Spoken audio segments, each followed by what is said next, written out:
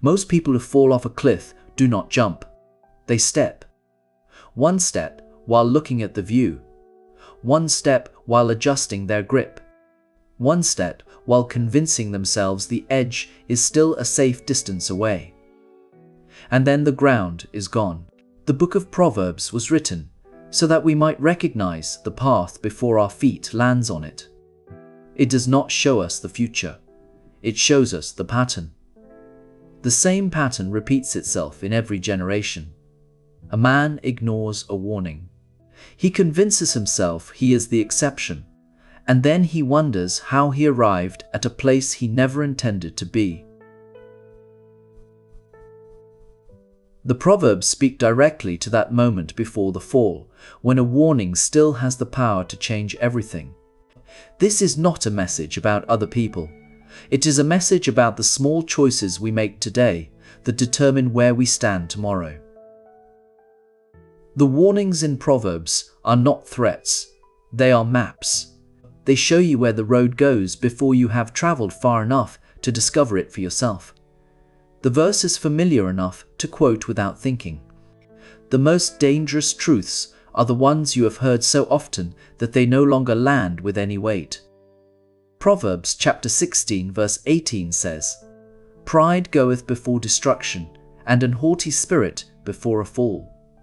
It has become a proverb even among people who do not read the Bible. But familiarity dulls the edge. The word for pride here carries the sense of lifting oneself up beyond measure. It is not confidence. It is not a healthy awareness of your gifts. It is the subtle conviction that the ordinary rules no longer apply to you. The haughty spirit looks down on the small warning. It tells itself that other people fall into those traps, but you are more careful, more experienced, more spiritually mature. It compares itself downward and finds comfort in not being as bad as someone else. The misunderstanding people carry about this verse is that pride means loud arrogance. The soul that is most in danger is usually the one that does not recognize the danger at all. They imagine a boastful man shouting about his own accomplishments. But pride in Proverbs is far quieter than that. It is the quiet inner calculation that you do not need to examine your heart today. It is the private assumption that your track record speaks for itself. It is the decision to skip the examination because you already know what you will find. Pride is not always loud. Sometimes it is the silence of a man who has stopped listening. The most dangerous pride does not announce itself. It simply settles into the bones like a familiar weight you no longer notice. In daily life, pride shows up in the small refusals. It is possible to go through an entire day making choices that feed pride while believing you are simply living your normal life. You are corrected by a friend, and you feel the immediate need to explain yourself rather than receive what they said. You read a passage of scripture, and you assume it applies to someone else, never to you. You sit under teaching, and you evaluate it instead of receiving it, measuring the preacher instead of measuring yourself against the text. These are not dramatic sins. They are the soil in which destruction grows. The proud heart does not announce itself. It simply stops bending. A man can preach against pride on Sunday morning and practice it by Sunday afternoon without noticing the contradiction. The heart is that skilled at hiding itself from its own owner. When you notice yourself defending a habit you already know is wrong, that is the haughty spirit at work. That moment of irritation is itself the warning. The pride announces its presence by its reaction to being exposed. When you feel irritation at the suggestion that you might need to change, that is pride, preparing the ground for a fall. When you compare yourself to people who are worse than you instead of to Christ, that is pride insulating itself from correction. The warning is not that pride will make you feel bad. The warning is that pride will bring destruction, not might. The verse does not say pride might lead to destruction. It says pride goes before destruction. The connection is as certain as the connection between sowing and reaping. A man who plants corn does not wonder whether corn will grow. He knows. And a man who nurtures pride in his heart should not wonder whether destruction will follow. Proverbs chapter 4 verse 23 says, "Keep thy heart with all diligence, for out of it are the issues of life." The heart in Hebrew thought is not merely the seat of emotion. It is the command center of the whole person. It is where your affections, your desires, your reasoning, and your will all converge. Every action you take begins as emotion in the heart before it becomes emotion in the body. To keep the heart with all diligence means to guard it as a fortress. It means posting watchmen at the gates and not allowing anything through without examination. The word diligence implies effort that does not stop. It is not a single decision made years ago. It is a daily posture of attention, renewed every morning. The common misunderstanding is that keeping the heart means suppressing dangerous feelings. You can only pretend a desire is not there, and that pretense is the opposite of keeping. People think they are guarding their heart when they refuse to acknowledge what they actually want. They mistake denial for discipline. But the verse is not telling you to hide your desires from yourself. It is telling you to watch them. A suppressed desire does not disappear. It goes underground and works in the dark, growing roots where you cannot see them. The man who tells himself he does not struggle with a particular sin is often the man most vulnerable to it. Keeping the heart requires honesty before it requires discipline. You cannot guard what you refuse to see. The practical application is uncomfortable because it requires time and attention. The honest man looks at his desires and asks whether they are leading him toward God or away from Him. Very few Christians are destroyed by a sudden temptation that appears without warning. Most are destroyed by a heart. They stopped watching. A heart that drifted slowly over years. A heart that entertained small compromises and then learned to justify them. The way to keep the heart is to give it regular attention. To ask yourself what you are actually craving when you are alone with your thoughts. To name the thing you want, rather than pretending you do not want it.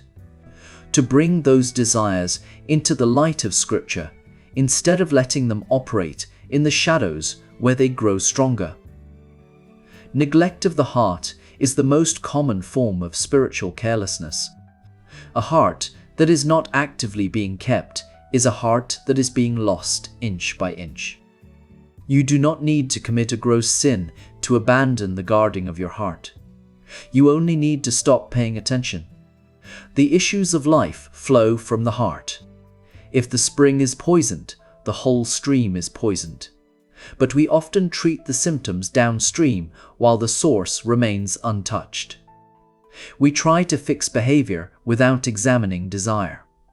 We try to stop the leak without checking the condition of the vessel.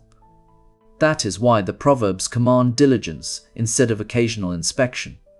The heart does not remain neutral. It is either being kept or it is drifting. There is no third option. Proverbs chapter 5 verses 21 through 23 says, "For the ways of man are before the eyes of the Lord, and he pondereth all his goings." The doctrine of God's omniscience is not meant to frighten you. It is meant to free you from the exhausting work of pretending. His own iniquities shall take the wicked himself, and he shall be holden with the cords of his sins. He shall die without instruction, and in the greatness of his folly he shall go astray. These verses appear in a chapter about the dangers of adultery, but the principle reaches far beyond that single sin.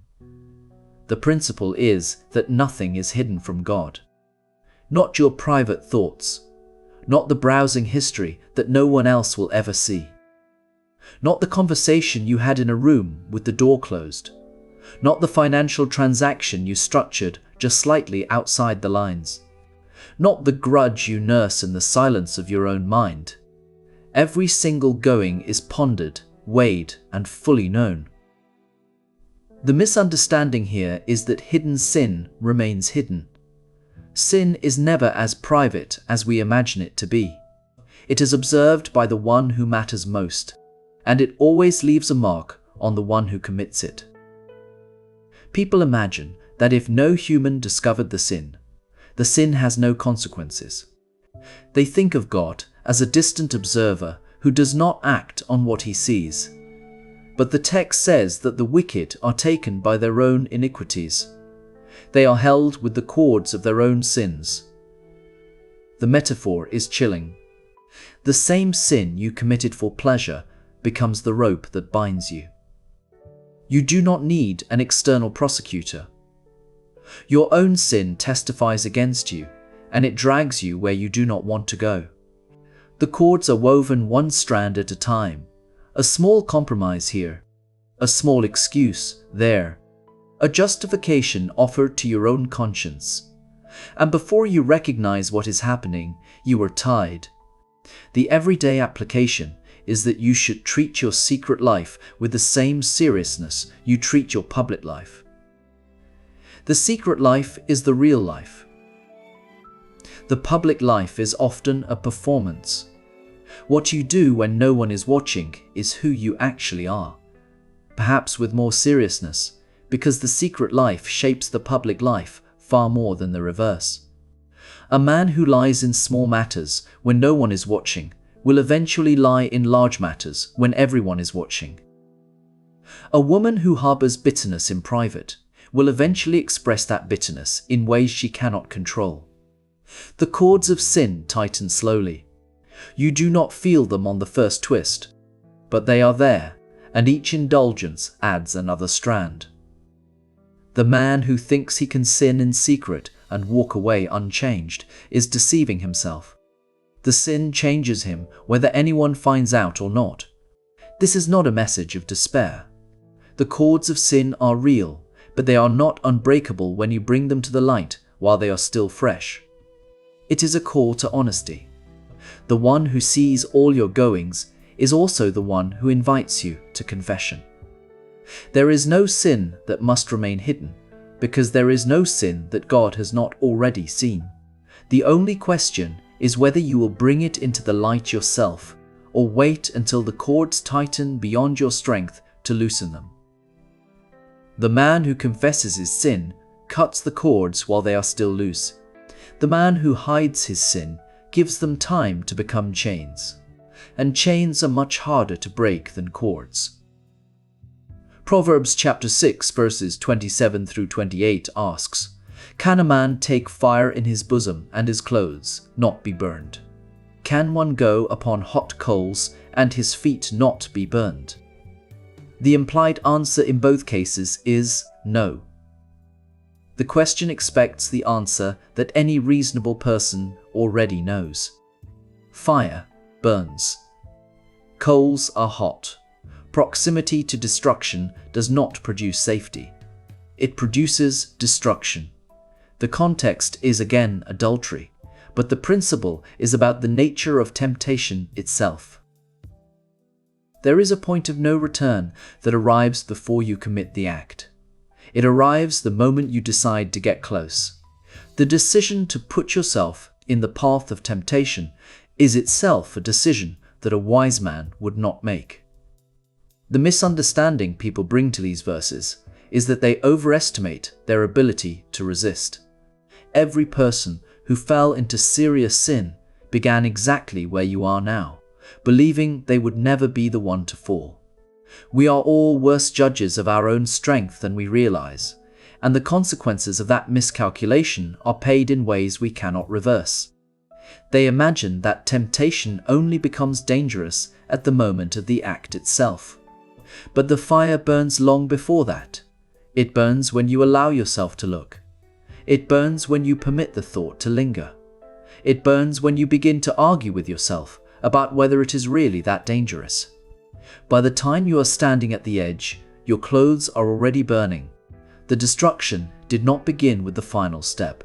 It began with the first glance. It began with the conversation you should have ended. It began with the door you left open.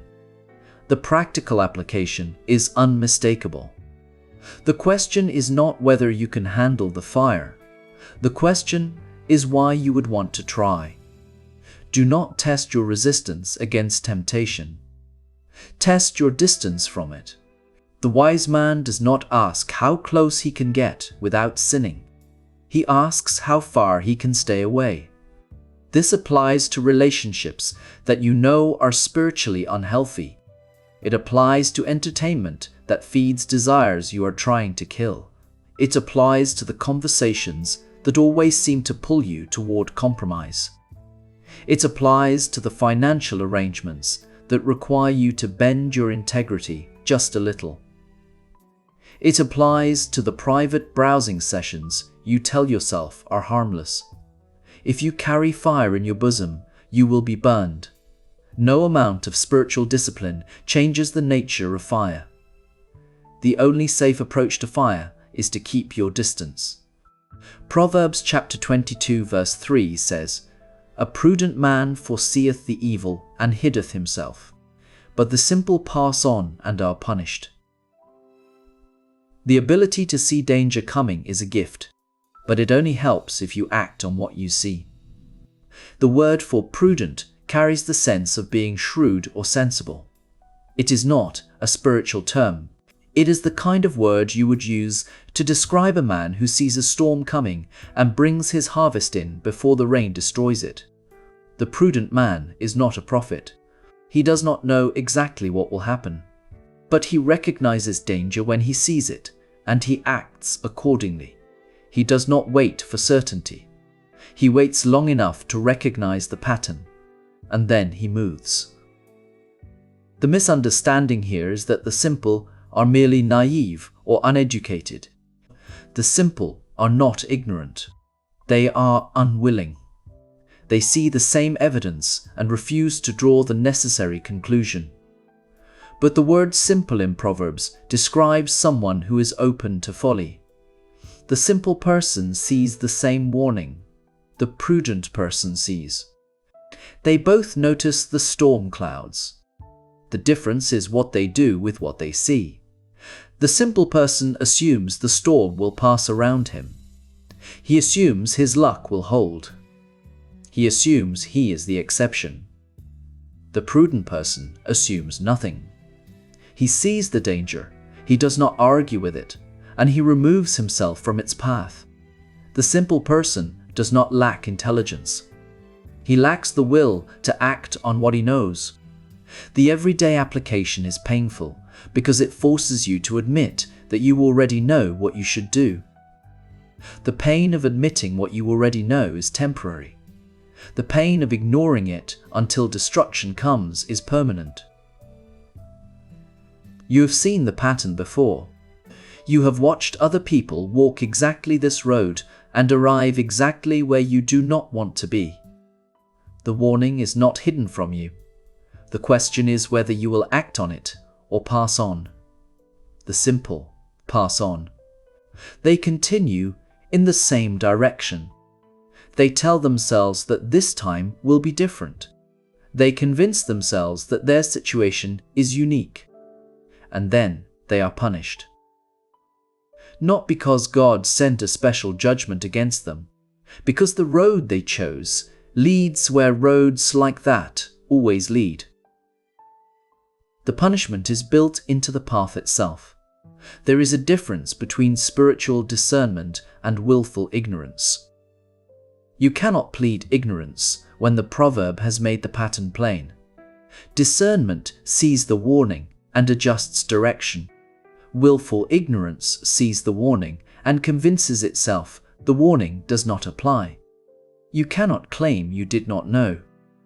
The warning was in front of you. Do it before delay becomes another excuse. The proverb was written for you. The only honest question is whether you will hide yourself or pass on. Hiding yourself is not running away in fear. It is stepping out of the path of destruction because you have the sense to recognize it for what it is. Proverbs chapter 27 verse 12 repeats this warning. The same warning reappears later in the book, this time in a section about the uncertainties of tomorrow.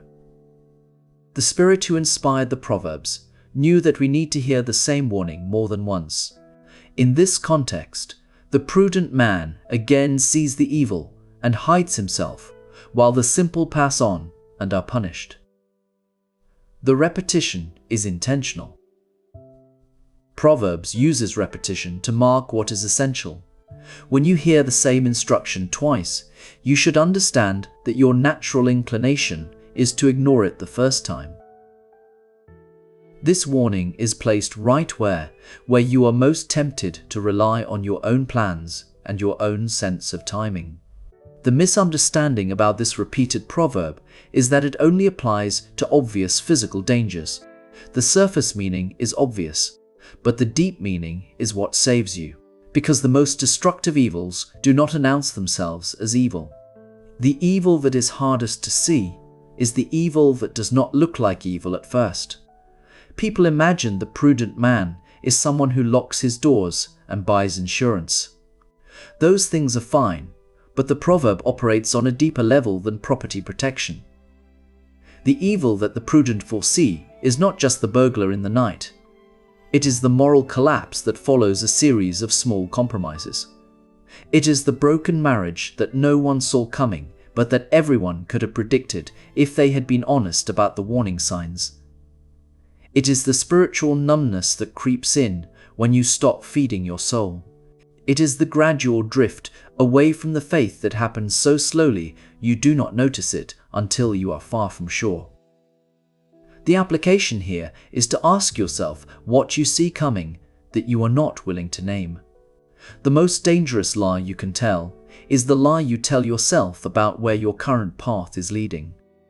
Every person has an area of life where they know the direction they are heading. They feel the drift. They sense the cooling of their affections. They notice the distance growing between where they are and where they used to be. The prudent man names what he sees. The simple man looks away. The simple man changes the subject. The simple man makes excuses and distractions. But the prudent man looks at the drift and calls it what it is before it carries him too far to swim back. To hide yourself is not an act of cowardice. It is the opposite of cowardice, because it requires admitting that you are not strong enough to stand in the path of danger. It is an act of wisdom. It means arranging your life so that the path of least resistance is the path of obedience. It means putting boundaries in place before the temptation arrives, not after. It means having conversations now that will be more difficult to have later. It means saying no to opportunities that look good but will pull you in the wrong direction. The time to hide yourself is not when the enemy is at the gate. The time to hide yourself is when you first see the dust on the horizon. The wise man does not wait until the danger is upon him. He moves while there is still time to move. He that being often reproved hardeneth his neck shall suddenly be destroyed, and that without remedy. The repetition of reproof is itself a sign of mercy, and each ignored warning brings the destruction closer. Each warning you ignore today makes tomorrow's warning easier to ignore. The image is of an ox that resists the yoke by stiffening its neck. The more the farmer tries to guide it, the more the animal refuses to yield. But this proverb is not about animals. It is about the human response to repeated correction. A man is warned. He ignores the warning. He is warned again. He explains it away. He is warned a third time. He begins to resent the person giving the warning. He questions their motives. He finds reasons to dismiss their concern. And then something happens, and there is no more time. The destruction arrives, and there is no remedy, because the time for remedy was while the warnings were still coming. The common misunderstanding of this verse is that it refers to a single dramatic act of judgment sent directly from heaven. The judgment in Proverbs is rarely a lightning bolt from heaven. It is the slow, steady consequence of a life oriented away from wisdom. But the destruction here is the natural consequence of a prolonged pattern of refusal. When you harden your neck to correction, you are not just rejecting the advice. You are training yourself to become unreachable. Each refusal makes the next refusal easier. Each excuse makes the next excuse more convincing. Each resentment toward the person who warned you makes you less likely to listen the next time someone tries. Eventually, you reach a place where correction no longer registers. That is the destruction. It is not always a lightning bolt. It is the slow death of a conscience that no longer responds to anything. The pastoral application is urgent, but not panicked. The fact that you can still feel the warning means the hardening has not yet become complete. If you have been warned multiple times about the same thing, you must consider whether your neck is hardening. The repeated warning is a mercy. It means God has not given up on you yet. But the mercy has an expiration date that you do not know. The destruction comes suddenly, not because it happens without warning, but because when it arrives, the time for warning has passed. Today is the day to bend the neck while bending is still possible. Tomorrow is not promised, and the proverb offers no guarantee of another opportunity. If you are reading this, and you have been warned about the same thing more than once, you are still being given time. Use it while you have it. There is a way which seemeth right unto a man, but the end thereof are the ways of death. This verse alone should drive every thinking person to humility about their own judgment. This verse exposes the deepest problem beneath all the other warnings. It is not that we choose what we know is wrong. It is that we genuinely believe we are choosing what is right, and we are mistaken. The way seems right. It seems reasonable. It seems justified given the circumstances. And that is exactly what makes it so dangerous.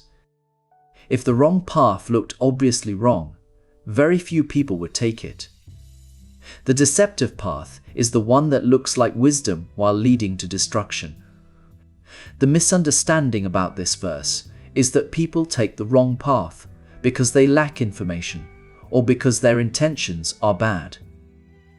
The most dangerous errors are the ones that feel right to the person committing them. But the verse says, "The way seems right to the man walking it." He has all the information he needs. He is not a villain. He is a sincere person who is sincerely wrong. The heart is capable of justifying almost anything. It can reframe disobedience as wisdom. It can rename fear as prudence. It can relabel selfishness as self-care. It can dress up stubbornness as conviction. It can call lust love and call greed ambition. The way seems right because the heart has become skilled at deception, and the person being deceived most effectively is the one who lives inside that heart. The application is to develop a healthy suspicion of your own reasoning. A healthy suspicion is not paranoia. It is the humility to admit that your heart is capable of deceiving you, and often has. Your heart will always find reasons to do what it wants. That is why you need outside counsel, outside wisdom, and outside accountability. When you find yourself arguing for a course of action that isolates you from godly counsel, that is a warning. When you notice that your interpretation of Scripture always seems to accommodate what you already want to do, that is a warning. When the people who know you best express concern, and you feel the need to defend your decision rather than examine it. That is a warning. When you are the only person you know who sees your situation the way you do, that is a warning. When you are spending more energy justifying a course of action than examining it, that is a warning. The way may seem right to you, but the end of that way is death. You need more than your own judgment. You need the perspective of the Proverbs, and the people who love you enough to speak the truth, even when it is uncomfortable. The opening chapter of Proverbs gives a haunting image of wisdom, calling out to those who will not listen. Wisdom does not hide itself. It is we who hide from wisdom. The call is still sounding. The only question that matters is whether you will answer it while you still can. Because I have called, and ye refused. I have stretched out my hand, and no man regarded. Wisdom is not hidden. It is not a secret knowledge reserved for the spiritually elite. It is not something you have to climb a mountain to find. Wisdom stands in the streets. Wisdom cries out in the public squares. Wisdom speaks through the ordinary circumstances of daily life and through the people God places around you. The problem is not that wisdom is silent. The problem is that the simple have trained themselves not to hear. The misunderstanding is that wisdom is something you can pursue whenever you are ready. There is always a reason to delay obedience, and every reason to delay is a trap dressed as prudence.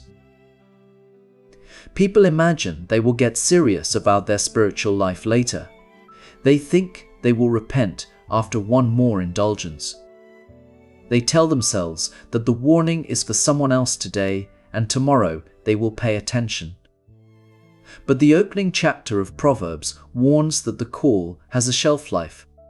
Then shall they call upon me, but I will not answer. They shall seek me early, but they shall not find me. There comes a moment when the window closes, not because God is cruel or vindictive, but because persistent refusal to respond eventually makes response impossible. The muscle of obedience atrophies when it is never used. The everyday application is to respond now to what you already know.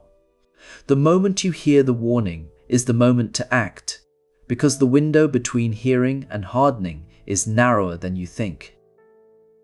You do not need more information. You do not need a dramatic sign from heaven. You need to do the thing you have been putting off. You need to have the conversation you have been avoiding. You need to repent of the sin you have been minimizing. You need to say no to the opportunity you know you should refuse. You need to make the phone call, send the message, close the tab, end the relationship, or take whatever step you have been postponing out of fear or comfort. Wisdom is calling right now. The only question is whether you will answer while the call is still sounding.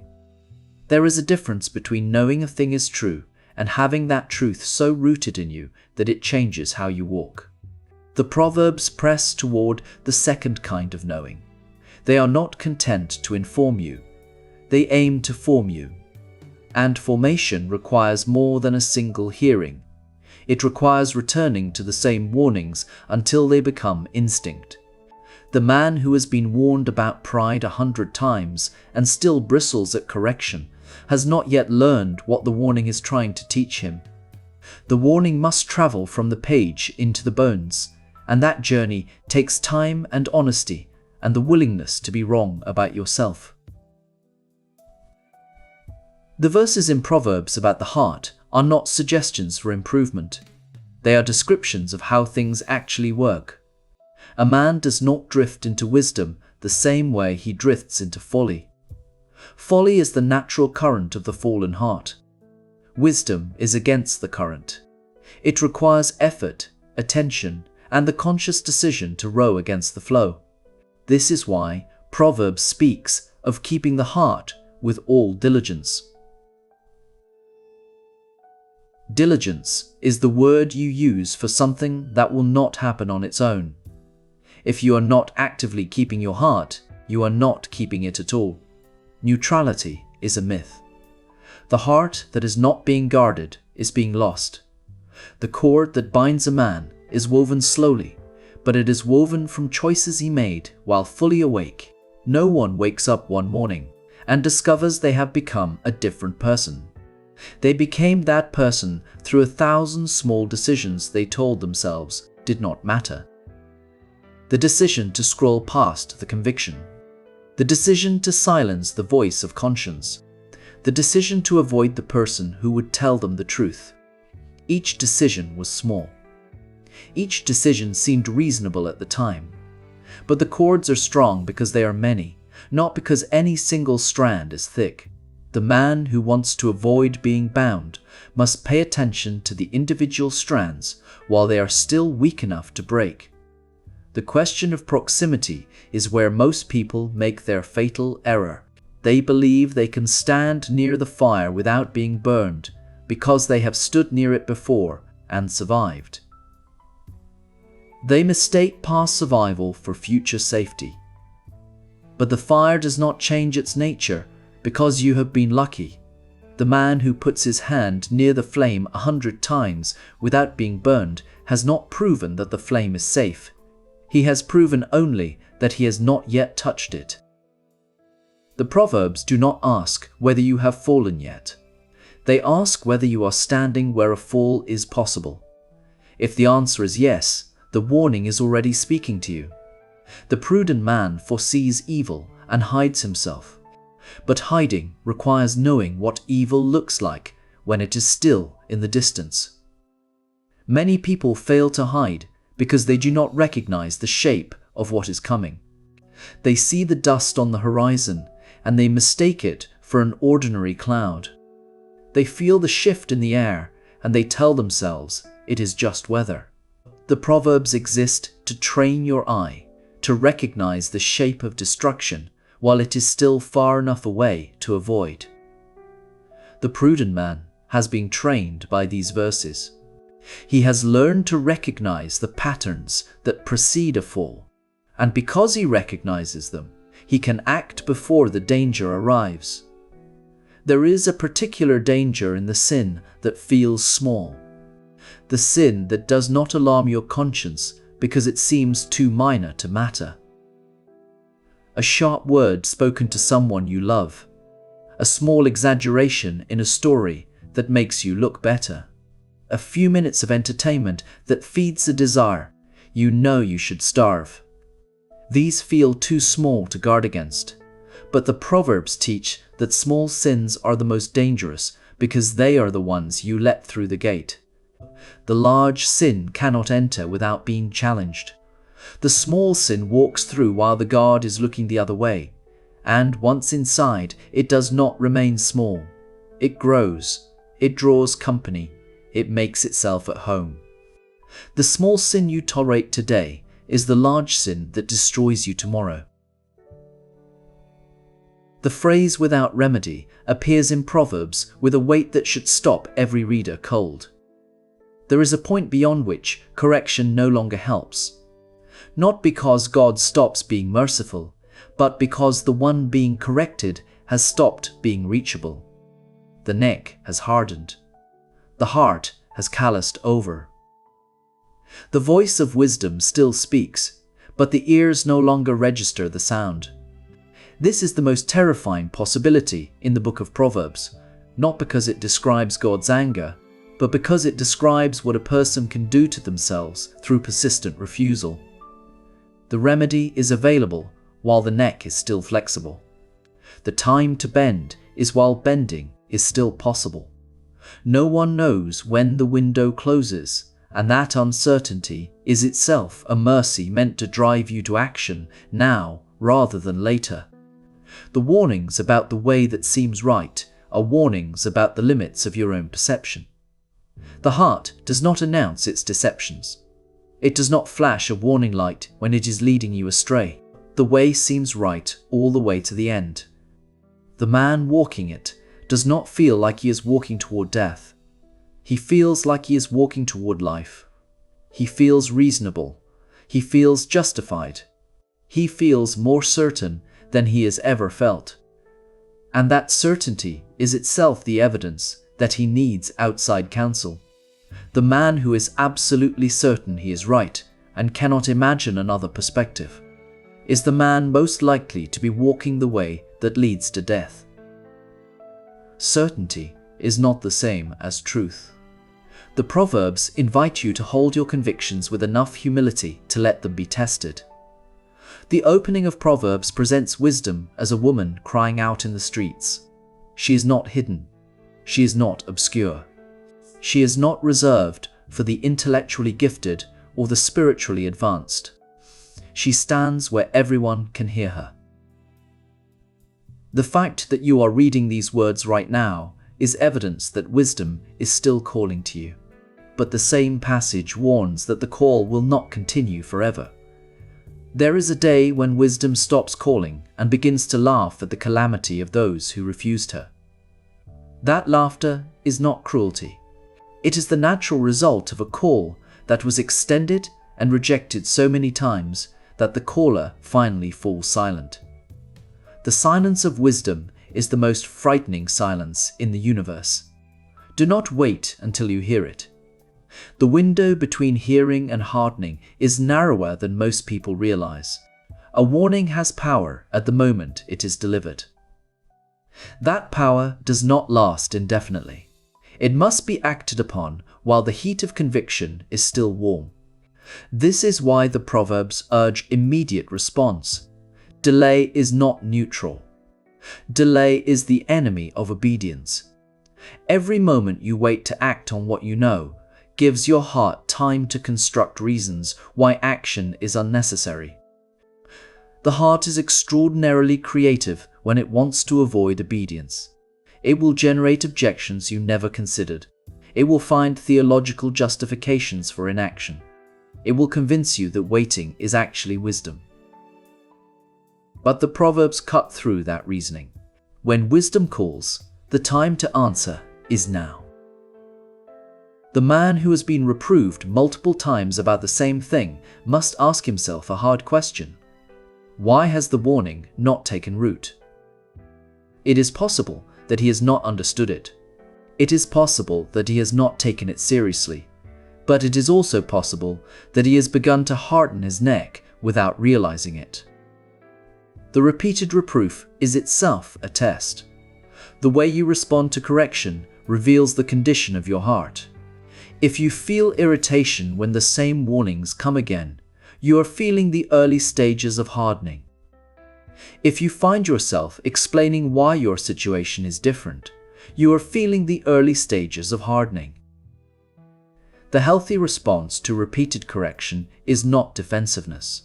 It is gratitude that God has not given up on you, and a renewed determination to cooperate with what the warning is trying to accomplish. The Proverbs do not leave you in despair over your own weakness.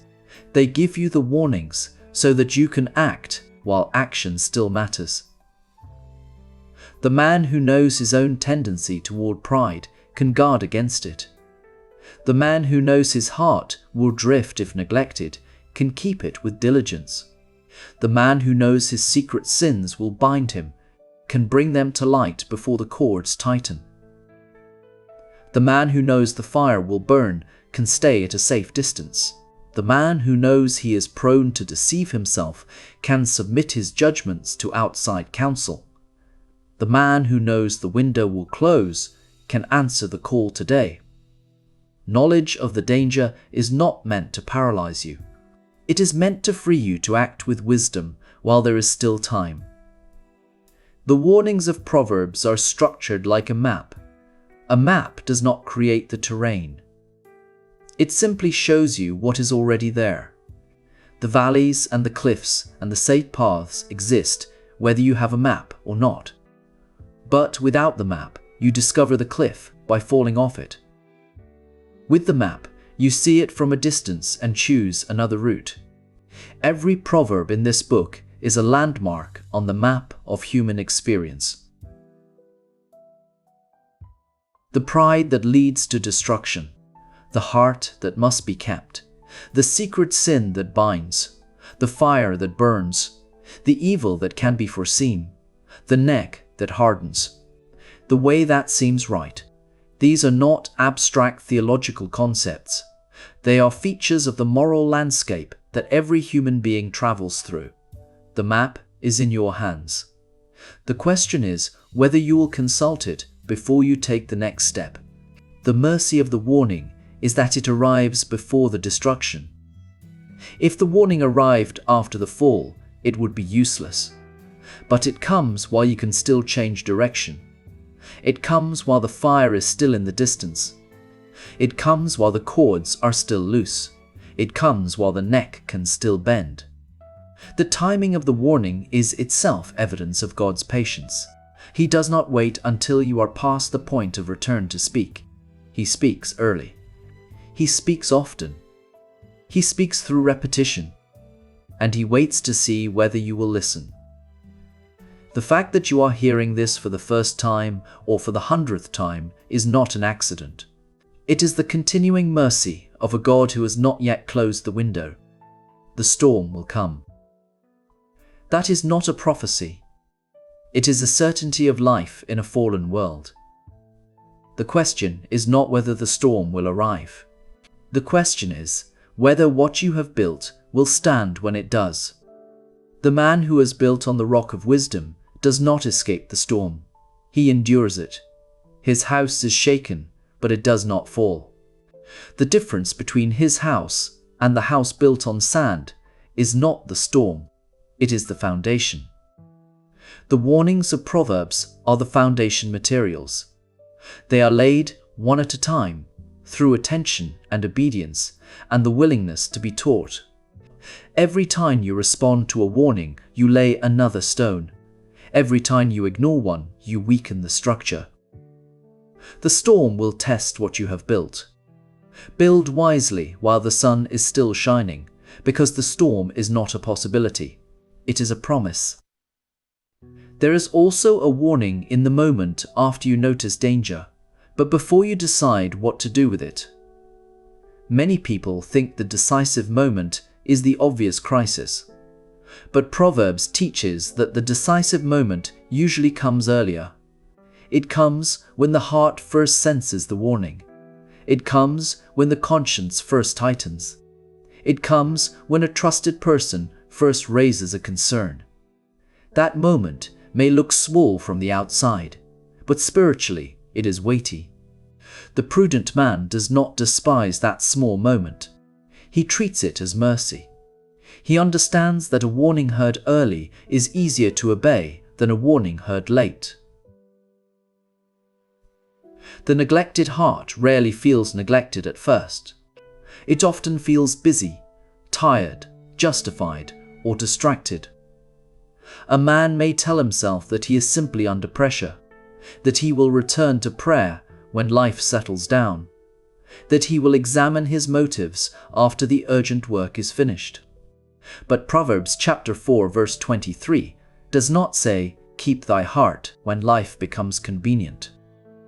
It says, "Keep thy heart with all diligence." Diligence is needed precisely because life will not make room for it on its own. The heart must be guarded in ordinary weeks, not only in dramatic seasons. Hidden sin also teaches a person to divide himself.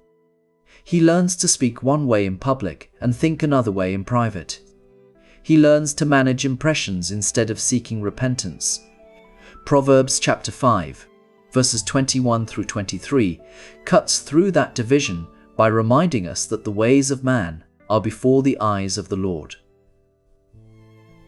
The hidden room is not hidden from God. The private habit is not private before Him. This is not meant to crush the repentant person. It is meant to end the exhausting performance. You do not have to keep pretending before the one who already sees. The fire warning is especially practical because it refuses sentimental language about temptation. Proverbs chapter 6 verses 27 and 28 does not ask whether the man has good intentions while carrying fire. It asks whether fire burns. A person may have sincere intentions and still be foolish with proximity. He may say the relationship is harmless, The habit is controlled, the entertainment is manageable, the conversation is innocent. But wisdom asks a better question. What does this closeness produce in the heart? If it heats desires that should be cooled, if it weakens convictions that should be strengthened, if it makes obedience feel burdensome, then the fire is already doing its work. The prudent man in Proverbs chapter 22 verse 3 does not need a complete map of the future before he acts. He only needs enough light to recognize danger. This matters because many people delay obedience by demanding certainty.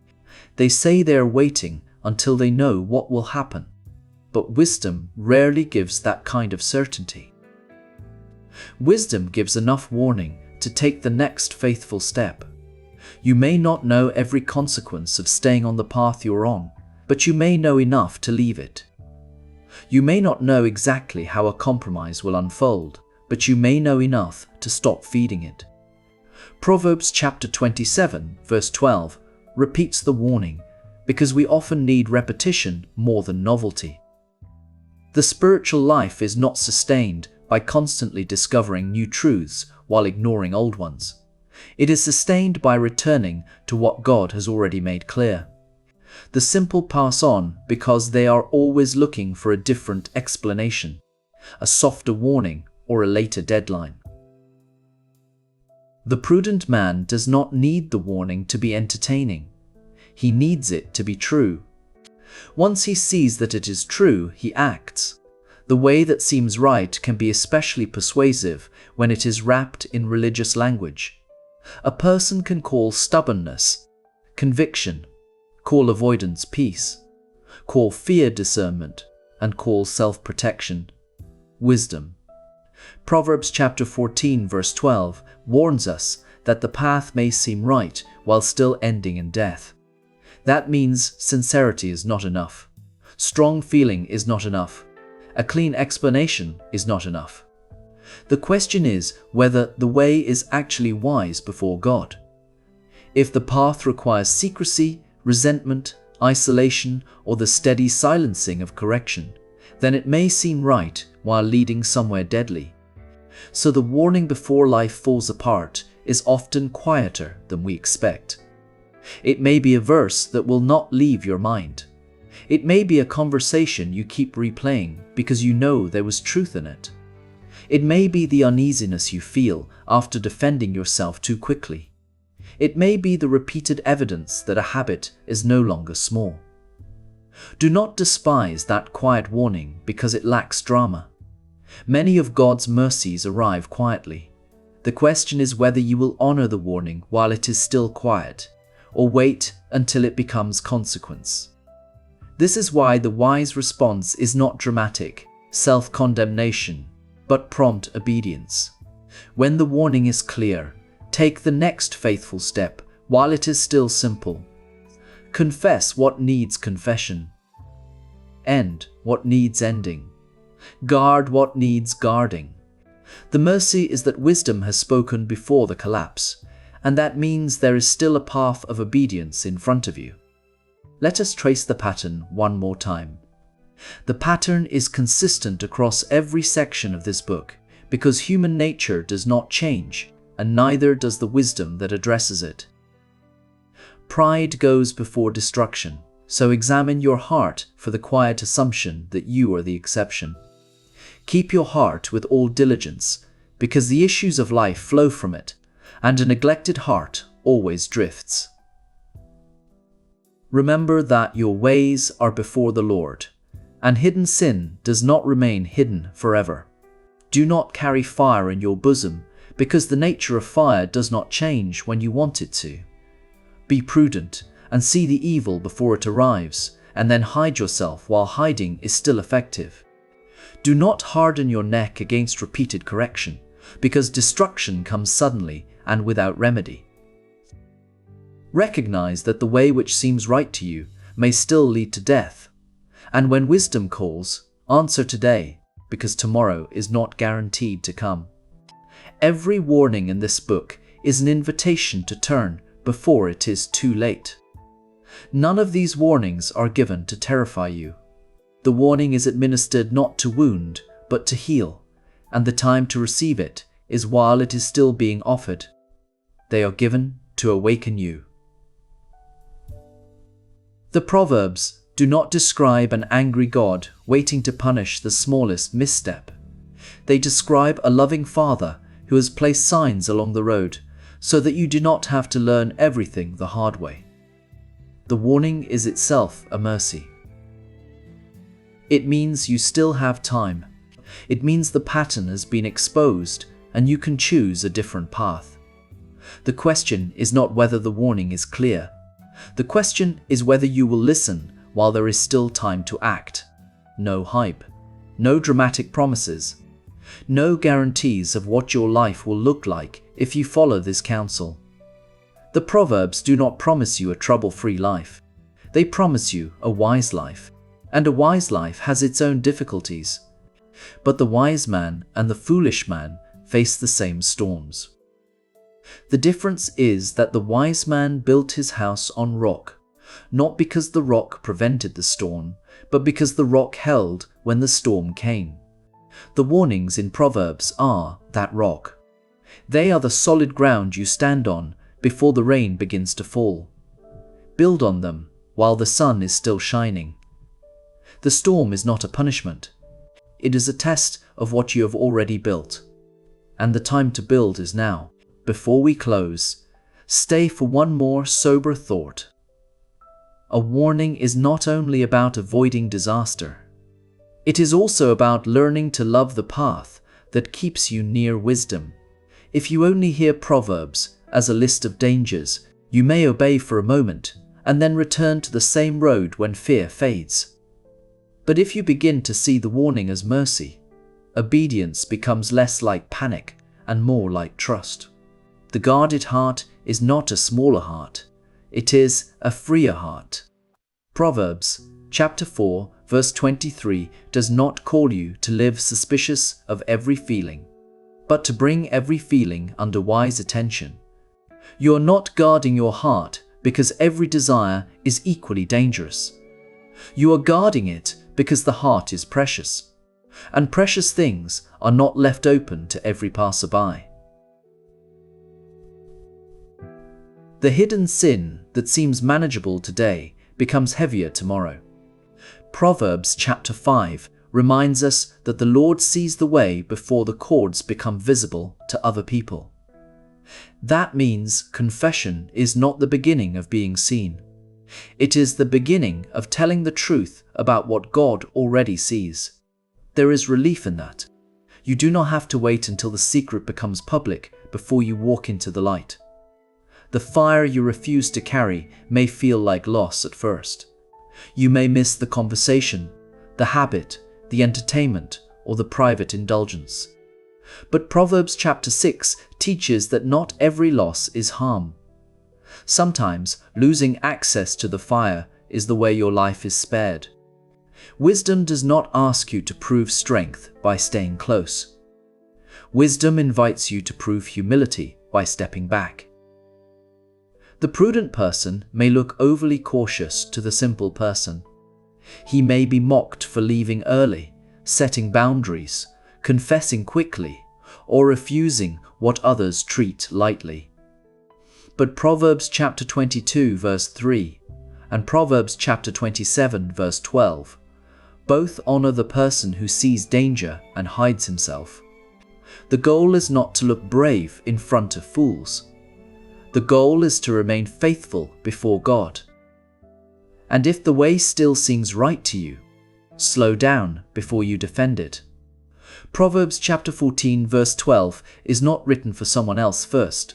It is written for the moment when your own reasoning feels airtight. Ask whether this path can survive scripture, prayer, wise counsel, and honest examination. If it cannot survive those things, then it is not wisdom, no matter how right it seems in the privacy of your own mind. So receive the warning as a gift.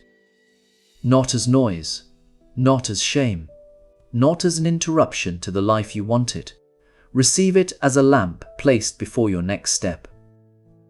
The warning before life falls apart is mercy arriving early. When mercy arrives early, do not send it away. Listen, turn, and walk the wiser road while the road is still open.